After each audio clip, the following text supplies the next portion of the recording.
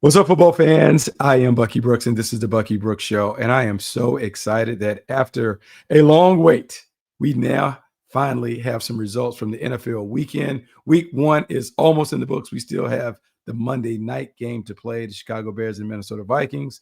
That's going to be an exciting one to watch, and we'll talk about that later in the week, the results and the fallout from that. But today, what we want to talk about is all of the action that has taken place through week one. We had a Thursday night game, a great Friday night game with the Chargers and the Chiefs. We had a Sunday slate that was full of competitive games, surprises, and those things. And what we want to do is we want to talk about the things that stood out in the week, what we learned, four observations. We want to have some rankings because now that we know who's who and what's what after seeing them play, we got to rank them and bank them. Top 10 power rankings, so we know who the best team is, who's the 10th best team, and we go from there. And then I have some awards that we want to talk about. MVP of the week, offensive, defensive player of the week, little rookie to keep a watch on. And then finally, who was the best coach of the week? But first, let's go to the hottest topic that we have of the week, coming out of the games. The Ravens. I worry about the Ravens being mature enough to win the title. And everyone has talked about the Baltimore Ravens. The Baltimore Ravens are terrific. In fact, when you go to FanDuel Sportsbook and you look at the Super Bowl odds, the Ravens are at plus 750, meaning they're right there. They have the third highest odds of being the team that wins Super Bowl 55. Yet the maturity continues to be a problem. And it's one of the things that we have talked about at the end of these epic seasons where they fall short. The roster is loaded. They have all the talent that you could muster. Eric DeCosta, John Harbaugh do a great job of putting together the roster, and they play out. They are regular season kingpins. They dominate through the regular season. But in the postseason, we have seen this team fall short time and time again. Initially, we were putting a lot of it on Lamar Jackson. Lamar Jackson can't win the big game in the postseason, hasn't been able to play well, did perform very well in those playoff contests, but he kind of ended that last year where he really played well. They just came up short, and it wasn't really his fault as to why the Ravens lost. Coming into this season, an even better roster. You add Nuke Hopkins, you add Yari Alexander, you have Malachi Starks come over as a first-round pick on top of the nucleus that is in place that has been celebrated and hailed as a Super Bowl team. Man, this is the year where the Ravens are supposed to run roughshod over the league and finish it off with Lamar Jackson and company hoisting the Lombardi trophy. Then we get to Sunday night. And Sunday night, they're playing the Buffalo Bills. I would say a bitter rival, a team that they had knocked off in the regular season, lost to them in the postseason. And so this is a little get back. You add on top of the conversation Lamar Jackson, Josh Allen, who is the real MVP. Some would say based on Lamar Jackson's stat line, he should have been the MVP, should have won his third MVP. But the voters gave it to Josh Allen and the Buffalo Bills, who was a worthy recipient given what he did with the Bills, the team that we didn't think would be in contention to go to a Super Bowl, but yet here they are. There they were competing for it because Josh Allen took his game up a notch. So coming into this game, it was all about the Ravens not only getting their get back, but showing the football world that they were ready to ascend to legitimately being the title front runner throughout the regular season. And for most of the game, they looked great. They were dominating, could not stop the Ravens offense. The Buffalo Bills had no answer for it. They couldn't. They tried to play too deep to take away the passing. You did that, Derrick Henry goes crazy. They didn't go single high safety to stop the run. Then Lamar Jackson goes crazy and throws it all over the yard. Can't stop Zay Flowers, DeAndre Hopkins making these spectacular catches. And lo and behold, you look up and the score is 40-25. And we're ready to put this thing to bed. We're ready to already, I'd already typed out my power rankings. I was ready to say, hey, the Ravens are right where they need to be. They're probably the third best team in the league, yada, yada, yada. And then they fall apart. And they fall apart with Derrick Henry fumbling. They fall apart because the defense, a defense that has been lauded as top 5 defense, at worst, a top 10 defense, they couldn't hold a lead. And when you put the ball in Lamar Jackson's hands at the end of the game to maybe salt this one away or find a way to get it done, they just couldn't do it. And I'm not saying Lamar Jackson is actually to blame. Like, I thought he played terrific. He had a very solid effort, an effort that would probably fall on the B+ range of the grading scale. But it wasn't enough to help the Ravens overcome, I would say, their fatal flaw. And their fatal flaw in big moments, particularly in the playoffs, they can't close out games. They don't consistently blow out inferior foes, and they fail to play to a championship standard each and every week out. Now, I have a reputation for being a bit of a Ravens hater, and it's not that I hate the Ravens. I would say that in taking all the things that I've learned from being a part of teams that have either gone to the Super Bowl, won Super Bowls, or whatever, there's a standard that you play to, that you have to play to, that your coach has to get you to play to, regardless of the opponent, regardless of the scoreboard. When I was in Green Bay in the mid 90s, look, this team went to 2 Super Bowls. And watching that framework and how they were able to get it done with Mike Holmgren, what you saw was a team that was constantly urged and nudged to play at a championship standard, that regardless of the opponent, this is what it should look like when you look at the tape. To me, when I'm looking at the Ravens, I expect to see a level of dominance that exists because they're not only so talented, but because their heart has been broken on multiple occasions. This is a team that should be ready to go to the next level. And against the Buffalo Bills, I saw it for 3.5 quarters. But then when it came time to put the fire out, when Derrick Henry has the fumble and they needed the defense to come up with a play, boom, Josh Allen goes right down the field, makes a play, they score, boom, and away they go. And then when you have a chance to really fend off Josh Allen's comeback, man, you give up explosive plays. Josh Palmer catches one down the boundary. Josh Allen makes the plays that you need to make to win it. And then the Ravens can't respond. And a game that was 40-25 turns out to be a 41-40 loss because they surrendered 16 unanswered points. When I look at the Ravens and I think about how this loss could affect them, yeah, man, they may run the table and have a great record or whatever. But now, when we start talking about postseason seeding and tiebreakers and all of these things, they've opened the door for the Buffalo Bills to swipe what should be prime real estate for the Baltimore Ravens in the postseason.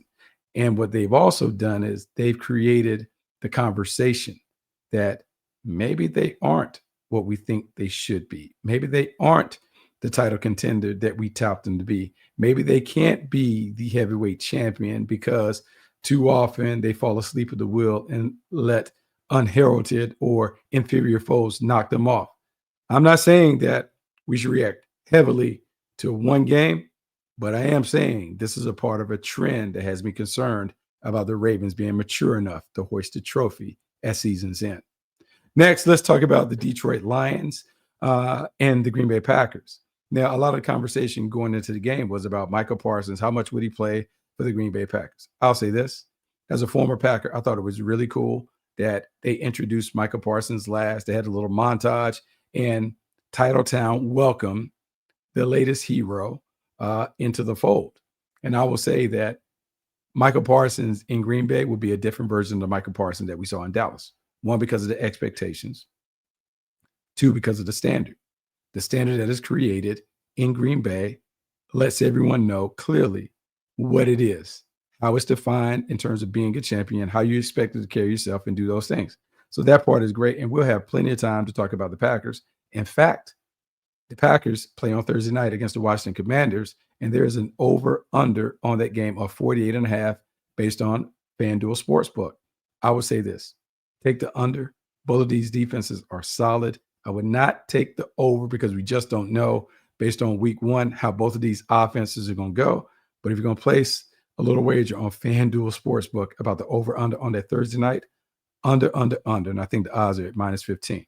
Now, back to the Detroit Lions, because they were the opponent that we really want to talk about, because everybody expected the Green Bay Packers to play well given what they are and what they've been.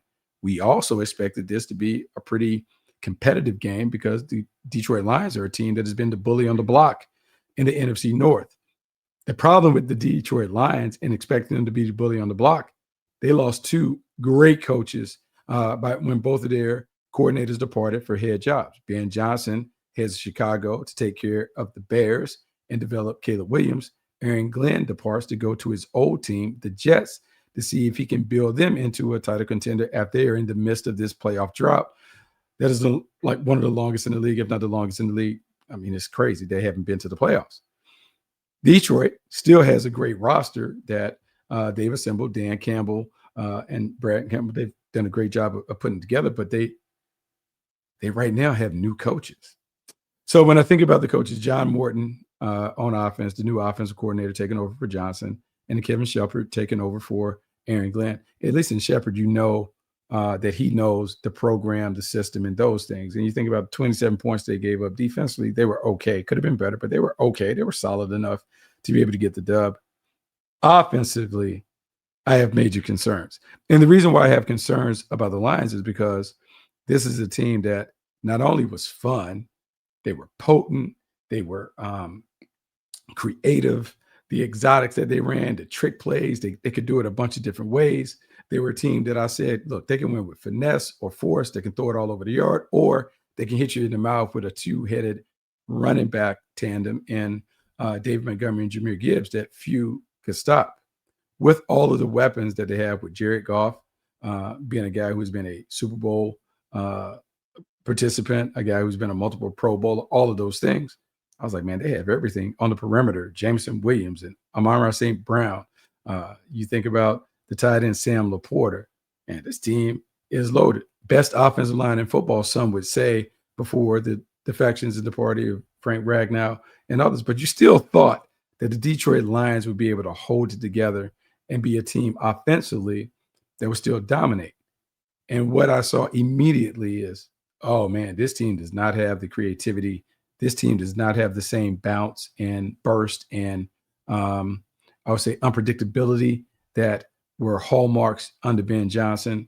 This team doesn't have the edge that it had with Johnson in the fold, not only due to his brilliance with the pen, but his ability to get everyone on the same page when it came to how they coached this team and how this team finished games. And John Morton, I'll say this, look, it was a solid effort for Jared Goff. You look at the stat line, 31 for 39, 225 yards, 1 touchdown, 1 interception. 4 sacks bother you. But the lack of a running game is really what showed up. 22 carries, 46 yards. Gibbs and Montgomery. Gibbs has 19 yards. Montgomery has 25 yards. Not quite enough. Then the other part of the factor with the running backs who are so integral, not only as runners, but as receivers, 14 passes to the running backs. So when we think about 31 completions, 14 of those, almost 50% of the completions went to running backs. I love the running back. I love using them as safety valves and those things. But I don't want Jared Goff to become a check down Charlie, because this offense didn't achieve what it achieved the last couple of years because they're throwing a bunch of check downs. They used the running back, but in the screen game, swing game, things that were designed to create explosive play opportunities to Jahmyr Gibbs and Montgomery, but not as the primary focal point of the passing game.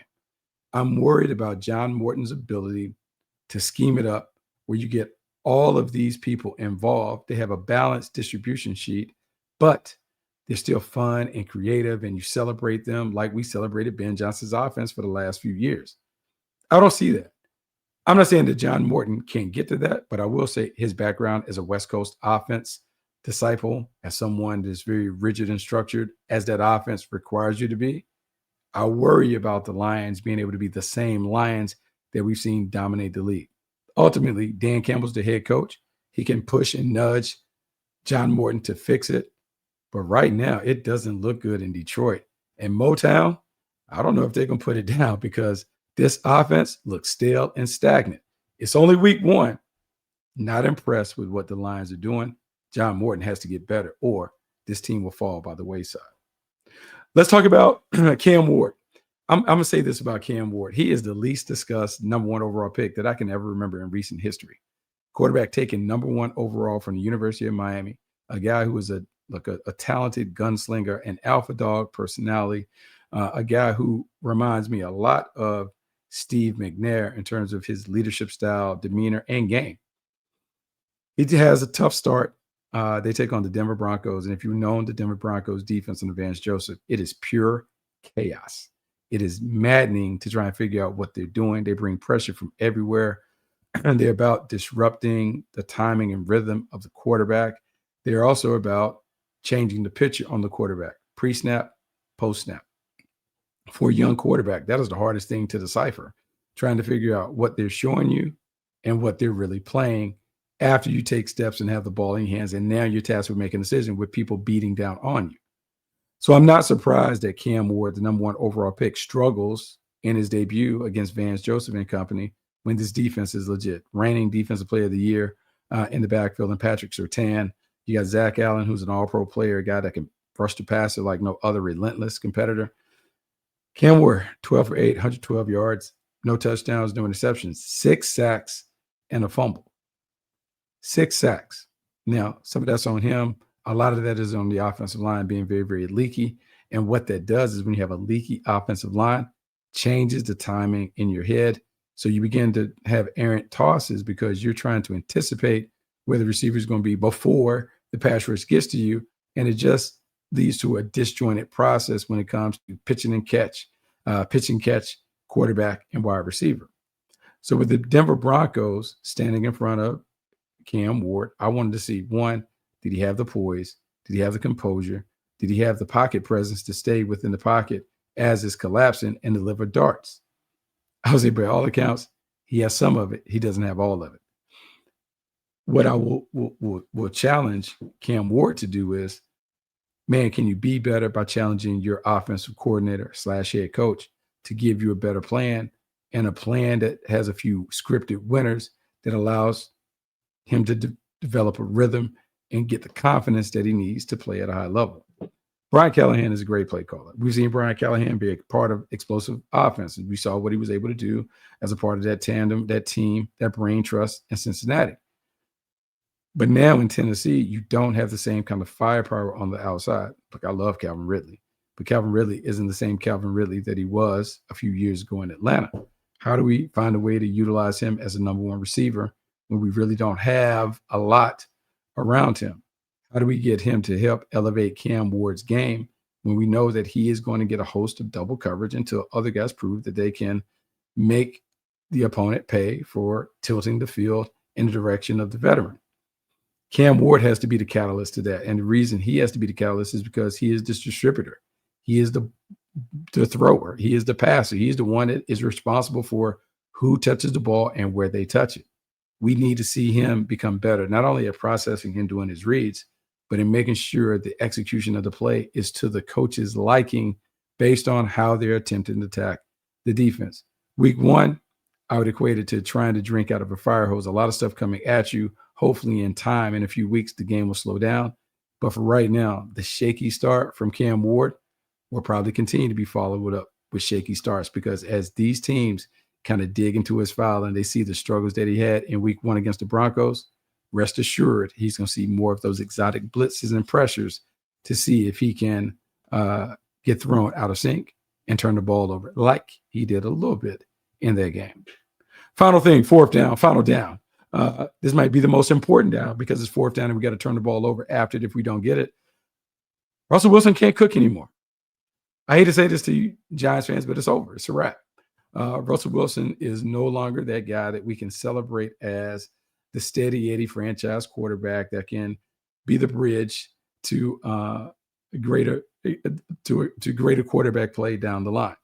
And even though the New York Giants are firmly sticking with Russell Wilson, they've announced him as the week 2 starter, there is something that just doesn't sit right with Russell Wilson being the starting quarterback. And it has nothing to do with Russell Wilson. It has everything to do with the Giants and how they perform with him at the helm.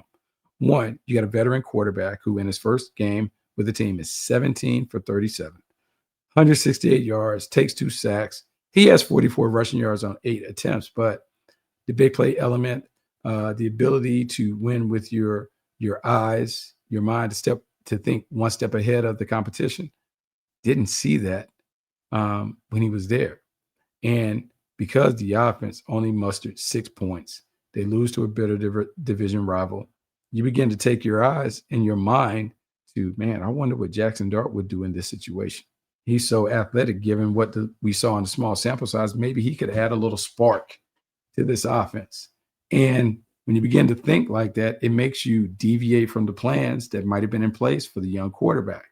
And I just know this, in that building, the more the L's start to pile up, the more you lovingly look to the young quarterback to potentially be a savior, not necessarily in the win-loss column, but in showing promise as a quarterback that it leads to more time for you to build out a team and an offense around him. Jaxson Dart is the first round pick, and he was the first round pick for a reason. When you watched him at Ole Miss, there was a lot of things to be impressed with, a lot of things to be excited about. I would say his playmaking ability, his natural running style, his fearlessness when it comes to making these tight window throws all over the yard. All those things are positive with him. You just wondered if he could take a game that is very Josh Allen-like and make it pop at the next level. That is where we thought Brian Daboll and their staff would come in, that they would build a plan that was similar to the plan they had in place for Josh, and they would just roll out the balls and let him be the athlete and creative playmaker that he has become throughout his time at Ole Miss and now entering the league.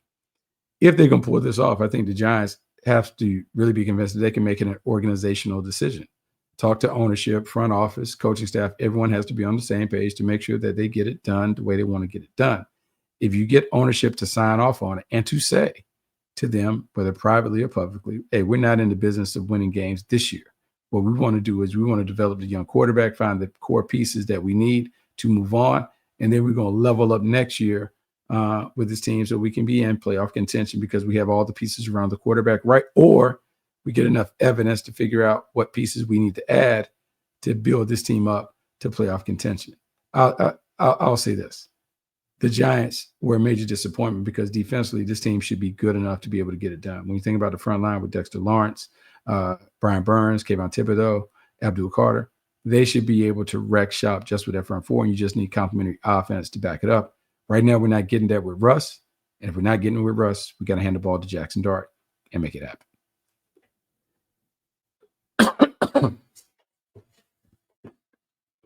Now let's go to the power rankings. Man, this is the part that I love because there's nothing more than I enjoy doing than listening on the top 10. And even though it's so early, I know everyone's like, how do you even know? You've only seen him play one game. It doesn't matter. You don't even know the opponent and who's good and who's not good. I know that, but I don't care. It's fun for me to rank things in order, top 10 from 1 to 10 to tell you who are the best teams and what it looks like. And so I'm not going to do the suspense thing where I count down from 10 to 1. We can go right to it, 1 to 10. And at number 1, the defending Super Bowl champs, the Philadelphia Eagles. Thursday night wasn't their best night, but they still dominated when they needed to dominate. Jalen Hurts is calm, cool, collected, the poise, the production, the performance, all A+ in areas that it needs to be. He may not ring up the most yards, but in terms of being efficient, being effective, there are few better than Jalen Hurts, which is why the Philadelphia Eagles are number 1. Even though the bad guy, the boogeyman, Jalen Carter got in trouble for spitting on Dak Prescott, I'll personally say, yuck, it's disrespectful. He needs to be dealt with when it comes to some kind of punishment. But I will say, whenever he comes back for the Philadelphia Eagles, he's a shop wrecker, and he always tilts the field in the Eagles' direction. At 2, we talked about the Green Bay Packers being a title contender. When Michael Parsons came on board, I am even more convinced in that after seeing this team play with him. He only logged about 30 snaps, but he made an impact right away. His ability to win his one-on-one pass rush, his disruptive nature at the point of attack, the energy that he gives to the team when he's around the ball and makes the play, it's a game changer for the Green Bay Packers. Defensive coordinator Jeff Hafley has the perfect scheme to unlock him. He'll move him around, but he'll have the DBs play vision and break, eyes on the quarterback, cue the quarterback, make plays on the balls that are thrown, that are tipped and deflected due to the constant and persistent pressure put on Michael Parsons and put on by Michael Parsons and company. To me, this is a perfect marriage and is one of the things that will make the Green Bay Packers a formidable foe for the Philadelphia Eagles this season in the NFC. Buffalo Bills take the 3 spot. And look, if you had asked me with 5 minutes to go, would the Buffalo Bills be 3rd in the power rankings? I would say no, because at the time I thought they were going to lose. But they found a way to win, and in finding a way to knock off the Baltimore Ravens, it confirmed to me that Josh Allen is an absolute stud. We knew he was an MVP, and we knew all that, but he continues to take his game up a notch when they need it. And the way that they were able to score those 16 unanswered points in the fourth quarter, the way that he put it together with 4 total touchdowns, over 400 total yards, nothing like it. And we can talk about, do they have enough on offense? Do they have enough on defense? Can they really compete like man for man with the top teams? I don't know, but I know that quarterback is magical, and magic can go a long way when it comes to the postseason. At 4, the LA Chargers, and you talk about magic. Justin Herbert has some of that magic. And finally, The conversation over Justin Herbert must turn. People don't like to put him in the top 5 despite the numbers and the records that he holds in terms of being the quickest quarterback to 21,000 passing yards and all of that. The thing that stands out to me is he has some of that dog in him that doesn't always come out. I think Jim Harbaugh is pulling that little competitive side out of Justin Herbert. The way that he made plays when he had to make those plays against Kansas City and Brazil, yeah. Lightning might strike twice. The Bolts look like legitimate contenders in the AFC. At 5, the Washington Commanders. And I know they're playing the Giants. We don't know how good the Giants are. We don't really know how good the Commanders are. But what I do know, Jaden Daniels is real. Jaden Daniels continues to pick up where he left off. This offense is fun. It's flashy. It's frenetic for the opponent. And it's one of the reasons why the Washington Commanders are going to be a team that is tough to deal with. I've said this. I'm on record believing that Jaden Daniels is going to play at an all-pro level. I don't know who he bumps out one of those spots on the first or second team, but he's going to be in there. He is terrific. He's a franchise quarterback, the type of quarterback that everyone wants, which is why the 5th-rate Washington Commanders deserve to be in the upper half of the winner's bracket. LA Rams come in at 6. Sean McVay, best coach in football, in my opinion, the way that he is able to get the most out of what he has. He has a very competitive team, a resilient team. They win 14-9 over the Houston Texans. Not pretty, but it doesn't matter. He is a coach, a rare coach that can win with or without style points. And because he is so adaptable to the personnel that he has at his disposal, the Rams are always in the conversation. No matter how they start, they always finish and look like a team that can compete at a championship level. Next, we have the Ravens at 7. I'm going to say the biggest disappointment that we saw last week. Team had the Buffalo Bills dead to rights, and they let them off the hook. And in letting them off the hook, they created some doubt about their ability to finish like champs. Sitting at 7, I know there'll be a top 5 team in a few weeks because they'll find a way to continue to win games. Lamar Jackson will continue to play at a high level. But the concern is, can this team take care of business when everything ratchets up? The pressure ratchets up and every decision matters and has a direct impact on whether you win or lose. That's how life in the playoffs is. I worry about the Ravens being able to handle those moments. Sunday night just added a layer of worry because they weren't able to get it done in a game that they had under wraps. At 8, let's go to Denver Broncos. Defense. Vance Joseph is terrific. Found a way to take advantage of a young quarterback, put him in a vice, had him all turned around, couldn't make a play.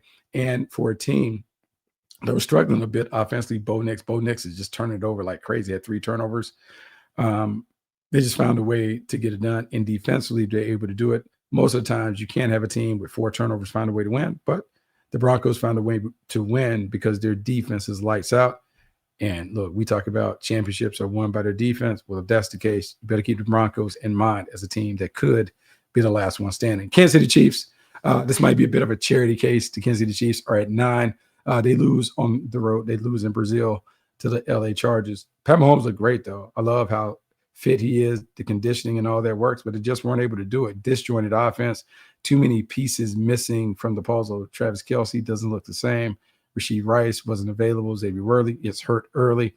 Just not the kind of team that they need to compete with the top dogs. So right now, we're going to put them near the bottom of the top 10 charts because that's where they reside until I can get more evaluation done on them to see if they really are worthy of being contenders, or will we talk about them because they've always been a team that is one of the last ones standing. And finally, the Tampa Bay Buccaneers, Ty Bowles, Baker Mayfield, they just find a way to get it done. They own the NFC South, and they continue to own it. 23-20 win over the Atlanta Falcons. Emeka Egbuka looked terrific.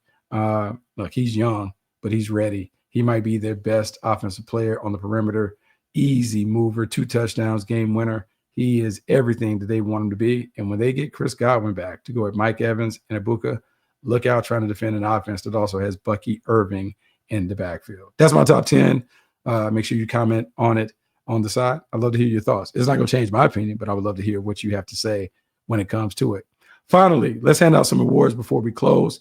What I want to do each week is make sure that we recognize those who were excellent in terms of just for the week. This is not a season-long award. It's just for the week. These are the guys that I thought were the best, the ones that stood out amongst their peers. MVP for the week got to be Josh Allen. What he did on Sunday night is just confirmed that he was the MVP last year. He is a superhero He can go from Clark Kent to Superman at the drop of a dime, and he did that. Over 400 total yards, 4 touchdowns, very efficient, overcame a 15-point deficit in the fourth quarter to get the dub. That is superhero type stuff. That's why he's my MVP of the week. Offensive player of the week. I never thought I would utter this. It's crazy to think about an offensive player of the week, someone who dominated on offense. Daniel Jones. Never would have thought I would have mentioned that. But Daniel Jones teaming up with Shane Steichen proves one man's trash can be another man's treasure. Daniel Jones looked completely different. He looked worthy of being a top 10 pick as a franchise quarterback. 22 of 29, 272 passing yards, 1 touchdown, 2 rushing touchdowns. The Indianapolis Colts absolutely mollywopped the Miami Dolphins 33-8. And the offense was the star of the show, even though Lou Anarumo had the defense playing lights out. But Danny Dimes, maybe he really is Danny Dimes. Fun fact, talked to Daniel Jones' high school coach. You wouldn't believe that their nickname for Daniel Jones when he was high school, Swag. Evidently, Daniel Jones had swag, and his high school teammates acknowledged it. Daniel Swag Jones gets an award for being terrific last week. Defensive player of the week, Rashawn Gary. Rashawn Gary, 7 tackles, 1.5 sacks, very disruptive. And a lot of that was playing with a new playmate in Michael Parsons. The attention that Michael Parsons commands is going to open up things for Rashawn Gary. We already saw what that looked like. He is a dominant player, and now that he is guaranteed to see more one-on-one matchups, look out. The Green Bay Packers are good, and they are good because their defense is loaded. Michael Parsons and also Edgerrin Cooper, man, that is a nice triangle of playmakers. The Green Bay Packers are the real deal. Rookie of the week, I'm going to go. Look, I started to go with Little Bill from the Washington Commanders, Jaworski Merritt. But I got to go to Emeka Egbuka. Emeka Egbuka, the wide receiver for the Tampa Bay Buccaneers, 4 catches, 67 yards, 2 touchdowns, and both of those touchdowns were critical. He is, man, mature beyond his years as a route runner, as a playmaker. People talk about pro ready. He is the epitome of pro ready. Drop him in, put him on the field, let him go to work. He looked like a number 1 receiver on day one. That bodes well for the Tampa Bay Buccaneers and their playoff hopes. And finally, coach of the week goes to Pete Carroll, the oldest active coach in the National Football League, gets a dub in his first time out with the Las Vegas Raiders. And I'm going to tell you, anyone who watched the Silver and Black saw a team that is really put together. And what it reminded me is, look, man, Pete Carroll knows how to build a program. He has done it in his last few stops. USC became a powerhouse under his direction. He takes that same blueprint and formula, transforms the Seattle Seahawks into a Super Bowl champion. Should have been back-to-back, but they messed it up. And now with the Raiders, they are right back at it. He has a program, has these guys playing well, has Geno Smith leading like a champ. I like the Raiders in a very competitive division in the AFC West. This team is going to be able to go toe-to-toe with some of the heavyweights. That is why Pete Carroll deserves the award. But that's a Bucky Brooks show. It was fun recapping the week. Had a lot of fun going through the notes and kind of talking about some of the top performances. Make sure you come back this week. We have 2 more episodes of the Bucky Brooks show. One will be dedicated a little more to the Jacksonville Jaguars. I'll be able to give some insights on what I saw up close and personal this weekend and a look ahead to what the Jaguars have on the schedule. And then the final episode this week, we'll preview some games, talk about what's going on, the latest news and notes from around the league. Make sure you continue to rate, review, subscribe to the show. Also, check out all my colleagues on the Believe Network. Cool stuff that is going down. Make sure you check it out. We want you to continue to be a part of the fun. Until next time, I'm Bucky Brooks, and I'm out.